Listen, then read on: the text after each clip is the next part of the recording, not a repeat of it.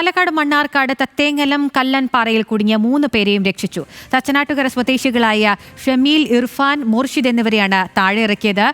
പാറയുടെ മുകളിൽ നിന്ന് ഫ്ലാഷ് ലൈറ്റും നിലവിളിയും കേട്ടതോടെയാണ് മലയിൽ ആൾ കുടുങ്ങിയെന്ന് നാട്ടുകാർ അറിഞ്ഞത്. അജിത് ബാബുവിന്റെ വിവരങ്ങളുമായി. തീർച്ചയായും സങ്കീർണമായ രക്ഷാപ്രവർത്തനം തന്നെയായിരുന്നു വനംവകുപ്പിന്റെ നേതൃത്വത്തിൽ നടത്തിയത്. കാരണം ഈ പ്രദേശം എന്ന് പറയുന്നത് നമുക്ക് ഈ ദൃശ്യങ്ങളിൽ തന്നെ കാണാവുന്നത് പോലെ തന്നെ പൂർണ്ണമായും ഇരുട്ടിൽ മൂടി നിൽക്കുന്ന സമയമാണ്.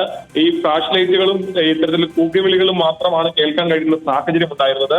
ഇതോടുകൂടി സ്ഥലത്തെത്തിയ ഫോറസ്റ്റ് ഉദ്യോഗസ്ഥർ 2 വശങ്ങളിൽ നിന്നും, അതായത് സൈലന്റ് വാലി ഭാഗത്ത് നിന്നും അതേപോലെ തന്നെ തത്തേങ്ങലം ഭാഗത്തു നിന്നും 2 വഴികളിലൂടെ 2 സംഘങ്ങളായി മലയിലേക്ക് കയറുകയായിരുന്നു. നല്ല ഉയരത്തിലാണ് മല സ്ഥിതി ചെയ്യുന്നത്.